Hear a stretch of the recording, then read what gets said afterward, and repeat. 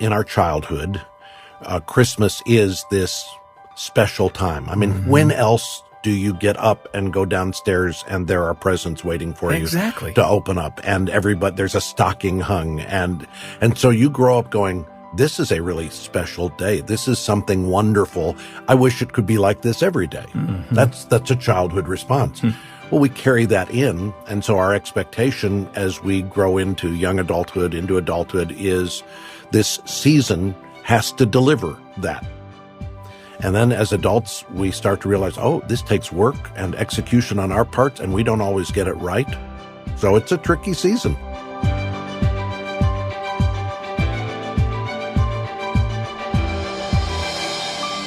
Well, welcome to the Family Life Blended podcast. I'm Ron Deal. I'm so glad that you're with us today. We help blended families and those who love them to pursue the relationships that matter most. If you missed our last Women in Blended Families live stream, the holiday edition, oh my goodness, you've got to check that out. Go to YouTube, watch it. It's also available on Facebook. It's so practical, so helpful and encouraging. Ladies, don't miss it. Guys, if you're listening, help your lady in order not to miss that. The show notes will tell you how you can link right to it. This is our last podcast episode of 2022. I can hardly believe 2022 is ending, and it's a really special one. Joining me in the studio, Bob Lepine is back with us. Welcome, Bob. It is great to be here. My goodness, it's fun. This is fun. Having you here. Some people may not realize who you are, so I'm going to tell them who you are in just a minute. But let me just say Merry Christmas, and thanks for joining me. Merry Christmas to you as well. I hope you have everything done. No, I don't. Neither do I. Thanks for that reminder. Well, for anybody who follows Family Life and you're familiar with Family Life Today, that's the national radio broadcast of Family Life, then you know Bob's voice. You heard him speak just a second ago and you went, oh my goodness, I know who that is. That's Bob Lepine. He's the voice of Family Life Today. And for many, many years, he was. Actually, when did you guys start? You and Dennis Rainey and I started in 1992. Okay. We went on the air November of 1992.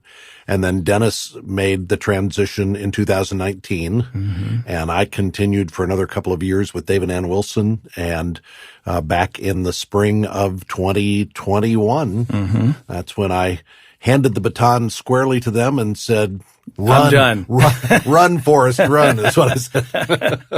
And they've been running ever since. Been doing great. Every once in a while on this podcast, we will go back and capture one of those interviews that you and Dennis did with me. Yes. And we'll repurpose that. We've shared that with some of our listeners. So again, even if they've never heard Family Life Today, they've heard your voice at least once or twice. And we had our first conversation when your first book came out. So that goes back 15 years? You know, I did the research. Yes. Knowing you were coming in today. And you're going to be amazed. We actually had our first conversation on Family Life Today together before the Smart Step Family, the original edition came out. Really? It was in 2001. Wow. The book came out in 2002, which, by the way, means it's 20 years old. Congratulations. Thank you very much. Still selling well and still influencing people, and to God be the glory for that. But in 2001, we met here in Little Rock. Right. And you and I and Dennis sat down and we did a whole series of conversations on material that would eventually be told in the Smart Step Family and other things that we've done here at Family Life Blended. And Dennis and I walked out of that and said, here's a gold mine of somebody who understands these issues in a way that very few people do, understands how the Bible interacts with them, has a view on marriage and family that's a high view of marriage and family, and yet desperately wants to help people who have stumbled to get back up and get in the race, and or who have been hurt, because it's not all stumbling. Sometimes it's just people through loss. They've had loss and grief. I've learned so much from you. I've recommended your resources to so many people. Anytime Marianne and I are with somebody and we learn they're in a blended family, she goes, do they have Ron's book? They need Ron's book. Tell them about Ron's book. So I've been a cheerleader for decades. Well, I appreciate that very much. That means a lot. Listeners may not realize that you can kind of blame Bob for Family Life Blended being out here, being this thing that we created together. So in 2001, we did our first conversation. Right. And then when I started writing books, The Smart Step Family, then The Smart Step Mom, Smart Step Dad, you guys would have me back. And over a period of 10 years, I've often told people we just sort of got to know each other. And then came that fateful day in 2011, fall of 2011. I get a phone call from you. Yeah. And you say, Dennis and I have been talking, and we think it's time for FamilyLife to start a step family initiative. And you asked if I would be willing to have that conversation with you. And I said, of course. Yeah. How long? Why have you waited this long? So long? I remember thinking, where have you been all my life? You were in Amarillo, Texas at the time, right? That's right. And we had that initial conversation, and I was thrilled that you were interested. And I remember early days sitting down and brainstorming with you and talking about media, talking about events, talking about how do we fuel a movement and how do we ignite what we felt like was the need was clear. It seemed like nobody had a good bead on how to address the need in a way that would catch fire. And over the last decade plus, we've watched you do that and watched people come to the events, subscribe to the podcast. So many people have been helped, and it's one of those privileges to have had a small part in being catalytic to help get this launched and off the ground. Well, I am deeply indebted to you for all of that. And when I came to FamilyLife, you were my boss. Yeah. So, I mean, nothing happened without you saying, okay, let's do that. I remember coming to you saying, hey, we think we ought to do a 1-minute feature, just air that. It was something FamilyLife was really good at. Like, can we do this? And you said, yeah, let's make it happen. Now, by the way, that's on over 1,000 stations. That's great. It's in Ghana. It's in Jamaica. It's in South Africa. It's in who knew? Right. Armed Forces Network. Touching lots of people. It's just so many examples of things that you said, yes, thumbs up, let's do that. And you jumped in and made it happen. And I appreciate that so very, very much. Well, it's a privilege and an honor. So appreciate that. So you retired a couple of years ago, but you didn't retire. Retire. You should call my wife and say, tell me about Bob's retirement. Right. She'd go, I haven't seen him. I can't talk about it. Not even close. Listen to this, listener. Teaching pastor at Redeemer Community Church here in Little Rock, which you helped to found, by the way. Yes. You serve on the board of directors of 2 ministries, and you've authored 3 books since you retired. Yeah. 3 books have come out. Love Like You Mean It, The Heart of a Marriage That Honors God, Building a Stronger Marriage, which you just gave me a copy of, and the book we're going to be talking about today, The 4 Emotions of Christmas. I cannot believe I get to turn the tables on Bob Lepine. I get to interview you today. About emotions. That's what's scary here. It's like Ron Deal's going to ask me questions about emotions and the emotional makeup of something. What I know about me, Ron, okay, good. I love it. is that I should ask you the questions about emotions. Yeah. Yes, this is going to be a fun conversation. Really, seriously, thank you. I'm glad that you're here. So, assuming people actually listen to this when it first releases, it's mid-December, right, 2022. What do you think somebody listening to us right now is feeling in the midst of the Christmas season? I think most of us start the season. So a few weeks ago, when Thanksgiving was over and we'd put everything away and we'd put up a tree and started decorations, and maybe the church had the first Sunday in Advent, and we went, okay, we got to be straight on toward Christmas here. We got a lot to do to get there. The season, our calendars were loaded up, but we were thinking, I always look for, people start Christmas going, I love Christmas. And they say that because they love what the season reflects and what they hope it will do in them emotionally, spiritually. There's something about the Christmas season that causes you to smile and brings a warmth and a resonance. What happens for a lot of people, though, is you get in the midst of it and you find that the activity, the stress, the disappointments that you didn't anticipate, all of a sudden it's like, wait, I thought this season was going to deliver love, peace, and joy, and what I'm getting is stress and sadness and disappointment and unmet expectations. Why is that?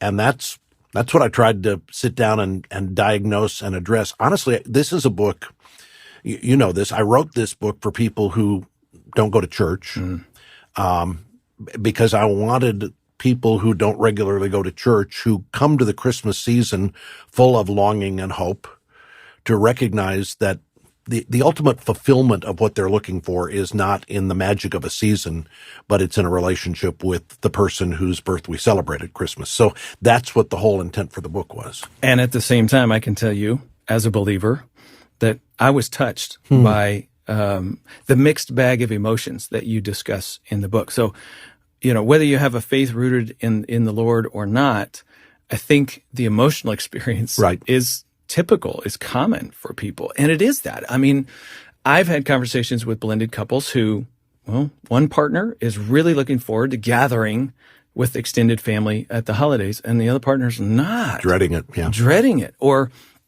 there's this sense, it's a very real sense that the holidays kind of reverberate stress back up into a blended family that is in the process of blending, that is still sort of evolving their family narrative together.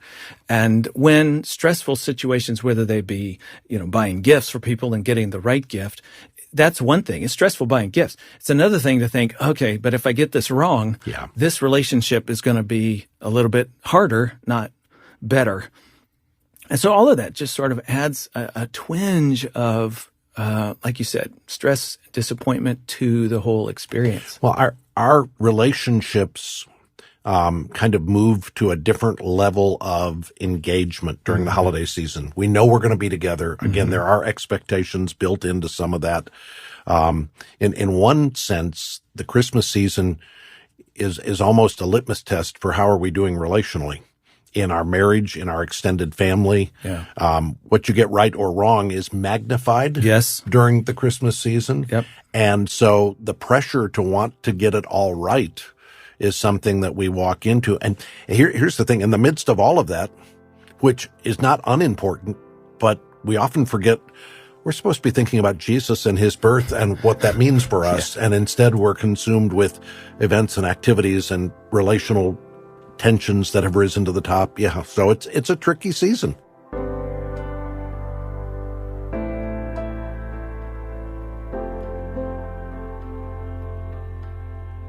I want to just read a little excerpt out of your book, The Four Emotions of Christmas, and then have you comment it. As children, you say, we grow up believing that Christmas is a magical season filled with flying reindeer, talking snowmen, and elves who live at the North Pole or in New York City, by the way, making toys all year round. Although we learn the truth as we grow up, the idea that there is something special about this time of year stays with us. We long to believe that Christmas can somehow bring us a deeper sense of joy and peace and hope. We yearn for at least some of the magic of the season to be real. What's inside that for people? Well, I think it starts from the place where we come to this season focused on the birth of Christ, and we think this is a season of amazement. God comes to earth. The angels appear in the sky and say, "Joy to the world, the Lord has come." So hearing that story, we think there's something really special that happened that we're celebrating. And then over time in the culture, there's been so much that's been kind of piled on the back of that sentiment that now we head into that season with expectations that the present we get is going to bring the joy. The meal that we have as a family is going to be where peace is found. We start to import the original meaning of the season into all of the tangential celebration aspects. And so now all of a sudden we expect everything to deliver. You mentioned Buddy. He moved to New York, started in the North Pole, and moved to New York. That's true. But you remember Buddy's exuberance over everything Christmas and how excited. There's a little of that longing that's in all of us for the season to be that for all of us. At some level, it's a little unrealistic expectation that we need to adjust on the front end. And yet we don't want to let completely go of it because it tethers us back to what the original meaning of the season is. Okay, let's unpack expectations. That's a beautiful lead in to, let's talk about these four emotions. The first one you mentioned is disappointment. We're going to get to stress, sadness, and then ultimately to joy. But let's talk about disappointment. We have so much writing on Christmas, and expectations is definitely a part of that. Let's not forget the first Christmas didn't quite go the way Joseph or Mary thought that it was supposed to go. They had a mixed bag in their journey in terms of pregnancy. Right. What? Before marriage? What are people going to say? The whole shame narrative that was put upon them from other people. They had to face that. Exactly. On a regular basis. Then they're running for their lives.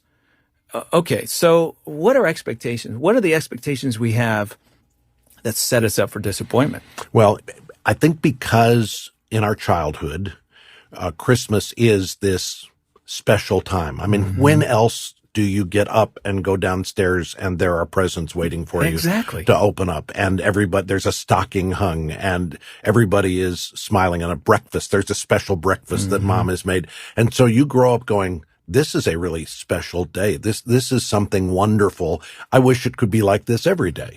That's a childhood response. Well, we carry that in. And so our expectation as we grow into young adulthood, into adulthood, is this season has to deliver that. And we start with that expectation that it's the season that will deliver that somehow something in the air in December is just going to magically make all of the joy and peace happen. And then as adults, we start to realize, oh, this takes work and execution on our part, and we don't always get it right. I think that this may be my most horrible Christmas memory. I've got two of them. One was on the Christmas morning when all of our kids were opening their presents, and we got all done, and our daughter Katie said, "Where's mine?" Oh. We had forgotten to buy a Christmas gift for one of our 5 kids. Now, as a parent, that's like we have just inflicted lifelong trauma. What we have communicated to Isn't this that child, one of the unforgivable sins? it is, right? So you walk away from that going, what an utter failure we were as parents. Oh, man. In this moment, and how have we scarred our child for life? And then I share in the book about what was the worst Christmas we ever had. We had, Mary Ann and I had been married for 5 years. We had a 3-year-old daughter. We lived in Sacramento, California. Mary Ann's family was in Tulsa, Oklahoma. My family was in Kansas City, Missouri. So we were far away from family. It was just Mary Ann and me and our 3-year-old. Mary Ann was 4 days away from giving birth to our second child, so she was great with child. We had her name being Mary, we were thinking, well, at least we have this going for us. But we'd only lived in Sacramento for 3 months. We didn't have friends, family. Felt isolated. We had my job. We got up that Christmas morning and had some presents for Amy, our daughter, and she opened those. This whole thing took about 20 minutes. And then we had nothing to do the rest of the day. We didn't make a big meal. It was just the 3 of us. We looked around for some place where you could eat on Christmas Day, and there are only a few depressing places that are open on Christmas Day. And we ate at one of those. We came back waiting for our family members to call and say Merry Christmas, and they never did. So finally at 5:00, we called Mary Ann's mom, and we get her in the middle of the family gathering and everybody's over, and she goes, I can't talk now. Everybody's here, and have a Merry Christmas. And we just kind of hung up and went, this is the most depressing day, because the expectation that the day would bring the joy.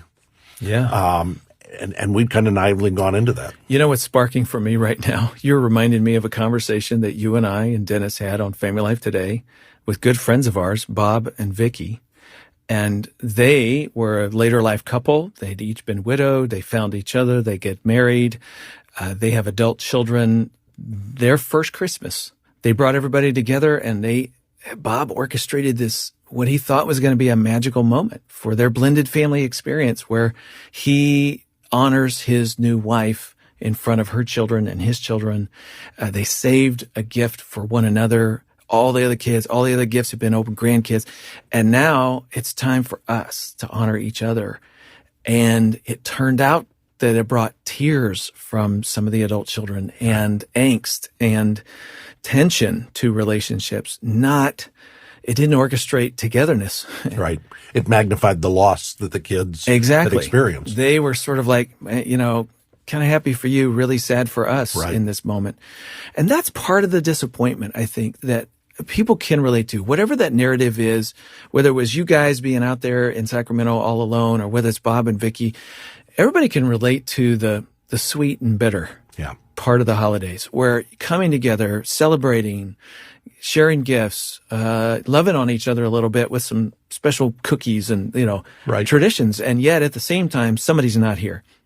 Something's not as I wish it were, whether that be a child or an adult or everybody. And the things that you wish were different are different than the person sitting next to you that they wish were different. And so there's this togetherness and aloneness, I think, all at the same time. And the expectations that we have are all built on years of what Christmas was to us as a child or as a young adult. So we've got this mountain of memories, and we pull up the good memories. And so we head into the holidays going, this season will be this because it's always been that for me before. And then you hit a season that's not like that, or a season when you've had loss, or where there's grief, or you're trying to rebuild after the destruction of a family. Those realities, I think we've got to go into the season, a little late to be talking about this now with folks who are listening, but you have to kind of start in early December and say, let's have a right sense of expectation as we go into this. Let's adjust our expectations on the front end so that we're not overpromising to ourselves what this season's going to be for us. And here's the thing. If anybody out there is like me, you don't know what your expectations are most of the time until you don't experience until they're them. not met, And then all of a sudden you go, oh, I guess I was hoping, and you start to put words on it. That's me. I'm like that a lot. And then I kind of back myself into what I was hoping was going to happen. And then I'm like, oh, okay. So somebody listening to us right now may be able at this point to put words on that, or it might be January before you put words on, oh, yeah, I was leaning into this and hoping that and just expecting this. And so next year, you start making those adjustments of expectations now. Right. For what might happen next year. And I think when expectations go unmet, sometimes we have to go back and say, well, how valid or how realistic was the expectation in the first place? So is the problem of my unmet expectation that someone or something didn't deliver, or was the problem that I had too high an expectation to begin with? And maybe we can adjust down and go, I came into this expecting magic, and what I got was mundane. Maybe magic was too high an expectation. Maybe it was me. That's the whole blender mentality that we talk about. Just expecting too much too soon sets you up and everybody else up for a lot of stress, which is your second emotion, by the way. By the way, I had a little reflection. I was kind of jumping into Mary and Joseph and their first Christmas experience, which we've jokingly said for years is a pretty prominent step-family circumstance, with Joseph not being the biological parent, who did not have an immediate attachment to the idea of Jesus, this child. It's not mine, not my responsibility, and he almost walked. I mean, that's really what happened. I reread that story. Bob, listen to this. I don't know that I've ever really caught this before. Maybe you have, but how many times in the Bible does an angel come to somebody and they say, do not be afraid? And it's sort of like, don't be afraid, I'm standing in front of you. You're scared to death that some angel thing, is right in front of you and you're not sure what to do with this. Hey, it's okay. I'm not going to hurt you. Don't be afraid. Right. What the angel says to Joseph is different. I've never noticed this. The angel says, don't be afraid to take Mary as your wife. The first thing out of his mouth is, look, I know you're really worried about this whole thing about Mary, and you're walking away because it's not your child, and you feel like she betrayed you. Of course she didn't, but he thought. And the first thing the angel says is one of comfort about the angst going on between him and her. That's interesting. Isn't that really? I've never noticed that before. Yeah. And then you could flip over to the Mary side, and what's her response when she finds out she's pregnant and disappointment? Oh, what are my parents going to say? Just put yourself in her shoes and all the, yeah, but mom, you don't understand. Yeah, right, honey. Like, you could just imagine how everybody reacted to their circumstances. What her response is, I am the servant of the Lord. Well, she starts with, how can this be? And I think we read that phrase, and I don't think she's asking for the biological. I think you're right. I think she's saying, wait, how is all of this going to work? Right. And she's starting to comprehend, if this is true, there's going to be a lot of, like, how do we make this work? Because there's a lot of mess on the other side. I'm going to be explaining things to people who aren't going to believe me.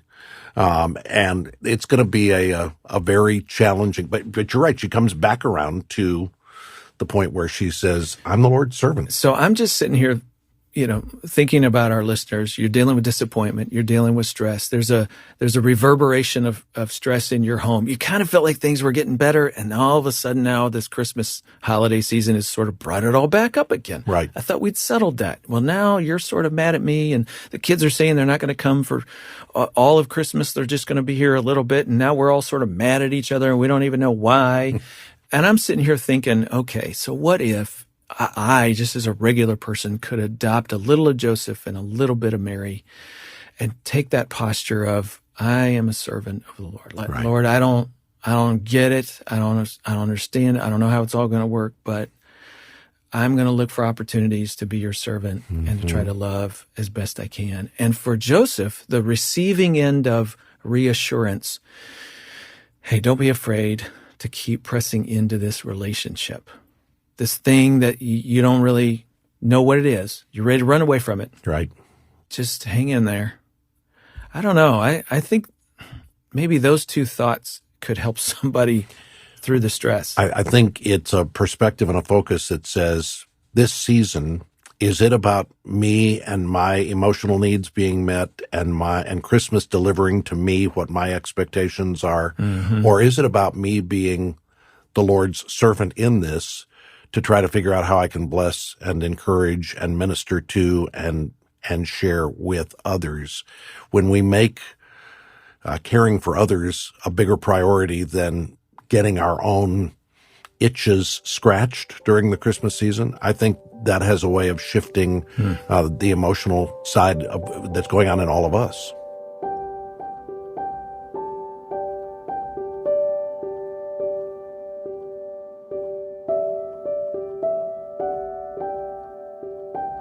The third emotion you talk about is sadness.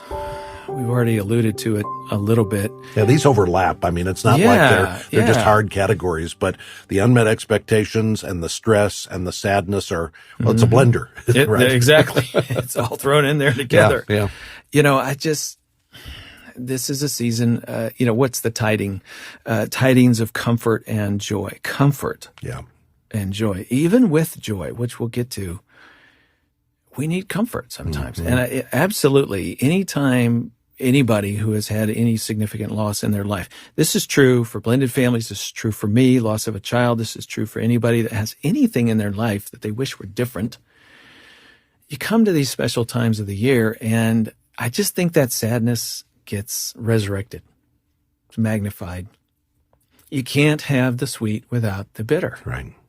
Two sides of the same coin. I just think they go hand in hand. It is what it is. And so I know for me, I find myself in one moment laughing and smiling, and the next minute, remembering and wishing Connor were here, and just, feeling again that tug on my heart. Yeah. And there's just no way you can have both. Our summit on Step Family Ministry that we had this past October in Phoenix, our theme this year was helping leaders understand loss. And it's a continuing role within blended families. And we spent some time talking about loss of death of a spouse and a blended family that follows that, divorce, and what the experience is for adults and children. We unpacked all kinds of elements to all of that. I think the big takeaway was, I kind of joked with people. We were in Phoenix, as I said. I said, yes, we brought you out to the desert to talk about the desert. And at the same time, throughout Scripture, we have this God of all comfort. Yeah. Paul says in 2 Corinthians chapter 1, verse 3 and following, God of all comfort, who comforts us, who then gives us a comfort that we can extend and comfort other people. That we can comfort others with the comfort we've received. Been given. And there's the word comfort's an interesting word. If you break it apart, music people will know that forte means strength. do it strong and loud. C-O-M on the front just means with. So comfort means to function with strength. It's not the lazy boy and where I just recline and relax. Comfort means I have the strength in the midst of whatever I'm going through to be able to withstand and endure. So when the Bible says comfort others, it means give them the strength they need in the midst of what they're going through to endure what they're facing. And that's such a beautiful picture as we think about Emmanuel, Right. God with us, that he is with us. In your book, you kind of say it this way. When the darkness comes and the sadness, and you feel that sadness, focus on the light. Right. Jesus came as light, to be light. One of the great prophecies in Isaiah, at the beginning of Isaiah 9, before we get to unto us a child is born, a son is given, at the very beginning of chapter 9, it says the people who walked in darkness have seen a great light. And it's describing the nation of Israel in this period of darkness. And then God's revelation is always pictured as light shining in darkness. We talk about the Shekinah glory of God. And the glory is this light. When Moses was up on the side of Mount Sinai and he said, show me your glory. And God said, you'd be blinded. You'd be dead. Turn your face cleft to the rock. And what happens? A blinding light comes. And Moses then shines with that light from the glory of God. So light is in Scripture a reference to how God, in the midst of the darkness, now we take it as a metaphor for the sadness that we're feeling in our own life. That's right. God brings strength and comfort in the midst of it. Sometimes the sadness doesn't go away, but we have the strength to endure the sadness. And that's a different picture. Sometimes we're thinking, God, take this sadness away. Well, you go through the kinds of losses you've talked about here, that sadness will linger throughout a lifetime. But God can bring you strength in the middle of the sadness. That's what the comfort is all about. And the picture of focusing on light, it just strikes me. The birth of Christ is surrounded by darkness. There was a genocide going on. Yeah. And the wise men follow a light, just one singular light, in the sky that points the way. And that ultimately leads to the light of the world, who changes everything, even in the midst of terrible, evil, horrible things going on. Marianne and I watched the movie this year that told the story of the soccer players who were trapped in the cave. Yeah. Remember that? Right. Well, being trapped in that cave in utter darkness, they had flashlights that they were able to keep going for a while. But anybody who's trapped in a cave, what are they longing for? Just a glimmer, just a crack, which says there's a way out of here. There's hope on the other side of that.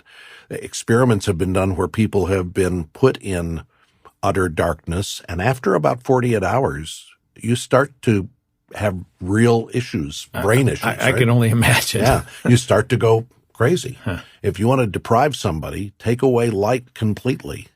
And so this is where the biblical metaphor of light shining in darkness is really a great picture. When our soul is experiencing the dark night of the soul, what we need is for the light of God's love, the light of Christ to come in and give us the comfort we need in the midst of it. And this brings us to joy, because we've got to look for the light, don't we? Yeah. I mean, we've got to focus on that. In all of the crazy hustle and bustle and the economics and the stress that brings of the Christmas season, to only focus on all of those things is to totally miss the light. Yeah. And I talk in the book about the fact that there's a difference between happiness and joy. I was just going to say, what is the difference? So happiness is tied to happenings. In fact, the root word, again, they're tied together. So you're happy if what's happening makes you happy. It's circumstantial. Joy goes deeper than just your circumstances. There's a joy that keeps you anchored to a reality, to a truth that is transcendent over whatever the circumstances. So on the ups and downs of the circumstances, if you're anchored in an enduring truth that there's a God who walks with you through the valley of the shadow of death, a God who walks with you, who will never leave you or forsake you, who has promised you a hope and a future, that's where joy comes. And it's why in the midst of adversity and in the midst of pain, people can say, I know joy in the midst of this darkness because it's not based on my circumstances. So joy is that thing that you focus on, even in the midst of disappointment, stress, and sadness. Focusing on the light, bearing up under it, trusting in Him. Psalm 42. David in Psalm 42 is diagnosing his own emotional struggle. He says, "My soul is downcast. Why are you so downcast, O my soul?" And he's not asking for a diagnosis. He's really rebuking. He's saying, soul, you should not be downcast. Put your hope in God. That's what the verse says. When he's hearing his own soul say, this is all that's against me, he's counseling his soul in the moment. Yes, I know that there's much against you. Put your hope in God. That's where you're going to find the enduring strength, the enduring joy that will get you through the hardness of these circumstances. And I don't want to make it sound like you just pretend away the pain. That's right. Job did not pretend away the pain that he was going You've through. heard me say, beauty from ashes does not get rid of the ashes. That's right. We still walk with that pain. Yes. This disappointment and sadness can coexist at the same time you're leaning into joy. And so the Bible tells us that circumstances in life, like the death of a loved one, will cause us to grieve. And we grieve just like people who don't have the Lord grieve. It's a human experience. It's right to grieve because it's an acknowledgement that this is not what God intended. That's right. But it says we don't grieve as those who have no hope. Yeah. When you have a hope, you're still grieving, but there's something that trumps your grief and says, yes, this is hard and this is painful, but I'm clinging to something that's stronger than my grief, and that is that I've got a hope that there's a reuniting going to happen. Okay, so let's pull back. What is this story about a little baby in a manger? What's it really all about? It is really the story of the God who created us looking at the mess that we'd gotten ourselves into. And that mess involved, by the way, our turning to Him and saying, we want nothing to do with you. We want to be in charge of our own life. We're happy to fit you in if it's convenient, but instead of us taking orders from you, we're going to run our own life. That's at the core. When Eve and Adam took the fruit and took a bite, they were saying, I know God made a rule. We're going to overrule God, and we're going to choose our own path and our own way because we think we know better than He does. Yeah. So here's the loving God who put you in a garden that's full of majesty and splendor and walks with you, and life is ideal. And He says, there's just one thing. And you say, no, we know better. So the story of Christmas is that God looks at people who shook their fist at Him and said, we want nothing to do with you. And He said, oh, no, that can't be. Right. And so He says, there's only one way to rescue these people.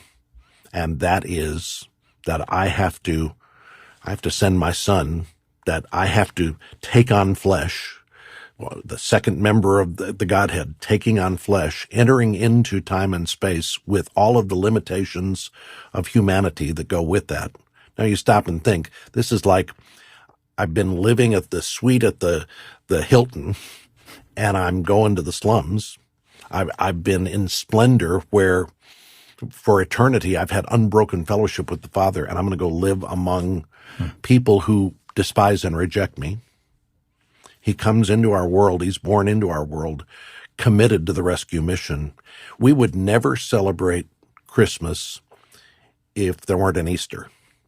If there'd been no Easter, the birth of Jesus would be a lost moment in history. It's pointless. But because He came and accomplished on the cross and through His resurrection what He accomplished, now all of a sudden His birth is that coming into the world of the rescuer, the deliverer, the one who, like Moses, who led his people out of bondage in Egypt, Jesus comes and leads us out of the bondage of our own sin into His marvelous light, the Bible says, into His family, into His kingdom, and gives us a hope and a future.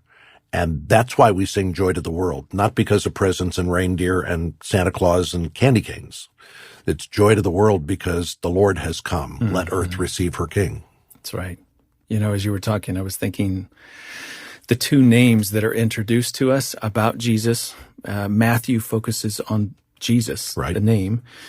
That's a common name in Jesus' day. It actually, in Hebrew, means Joshua. Mm-hmm. You reference Moses. Jesus is the ultimate one who leads his people out of their own sin, Right.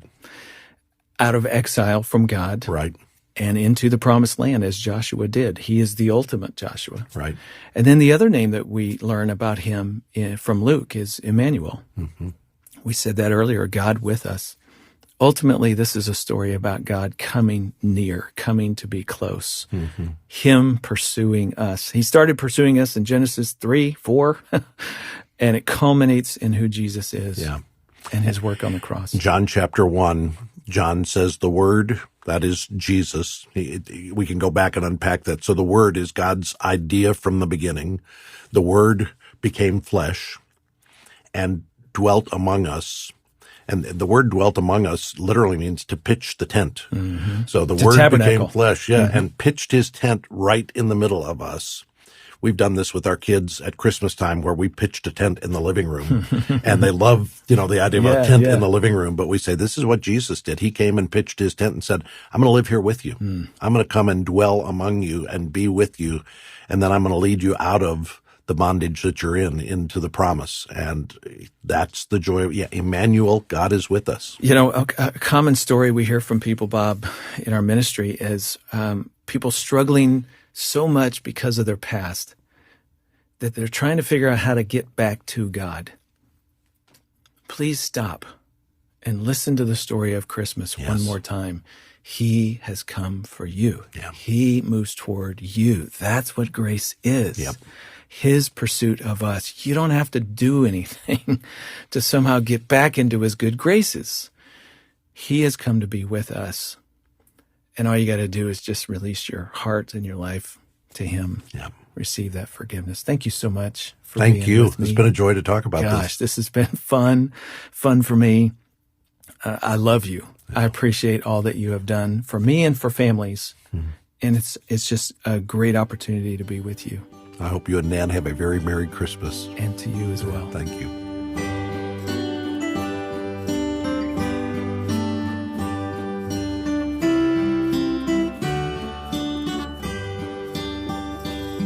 Well, thank you. If you want to know more about Bob, you can look on our show notes and you can learn more about his ministry. Let me just remind our listener, this is a donor-supported ministry. And hey, it's the end of the year. You need a tax deduction. So why not? If you've never given to Family Life, you can designate your gift specifically to Family Life Blended. Help us reach more people with the work that we're doing through podcasts like this, but also virtual events, in-person events, resources, and all the work that the Lord has given us to do. If you haven't subscribed yet to this podcast, please do that. We don't want you to miss. This is episode 101. Oh, my goodness. Did you know that? No. 101. That's amazing. And the year 2023, we've got great plans. You don't want to miss anything that's coming. So let me encourage you to subscribe. In addition to all the books and resources that we do have some in-person events. I just want to get on your radar as you think about your coming year. First of all, you can join Nan and I still at the Empowered to Love Sandestin Family Life Resort Getaway. It's February 13 to 17, 2023. We'd love to have you join us for that event. You can join me at the Windshape Retreat Facility. Bob, you're familiar with that. Yeah, I've been there. North of Atlanta, Georgia. It is one of my favorite events of the year to do a retreat with blended family couples. We sit, we have meals, we climb and do ropes course, kind of cool stuff. It's a beautiful setting where people get to come and relax and get some away time together as a couple. That event is coming up March 17 to 19. 2023. Look for the Windshape Moving Ahead Retreat information in the show notes. And let me just ask you to go ahead and put Blended and Blessed, our worldwide live stream. Get it on your calendar. Saturday, April 29th. For anybody in Florida, we're going to be in Melbourne. That's where the event will be held live, but you can be anywhere in the world and participate through this online virtual event, Blended and Blessed. And here's the cool thing. Your church can host it for a group of couples for less than $100, but you better start having the conversations with your church leadership right about now January would be a great time to have that conversation so that they will put it on their calendar and start making plans about how you can host some couples in your community to be a part of that. Again, the show notes will give you all the information about these events. Okay, next time on Family Life Blended, it's going to be 2023. So Gayla, Grace, and I are going to be in the studio, and we're going to be talking about starting your year off right. We're going to be talking about working smarter, not harder on your blended family. Working smarter on behalf of your step family, not harder. That's next time on Family Life Blended.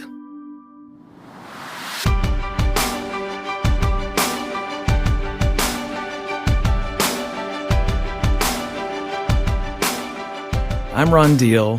Thanks for listening. We love having you join us on this podcast. Just want you to know we're produced and edited by Marcus Holt and Josh Batson. Our mastering engineer is Jarrett Roski. Project coordinator is Ann and Caro.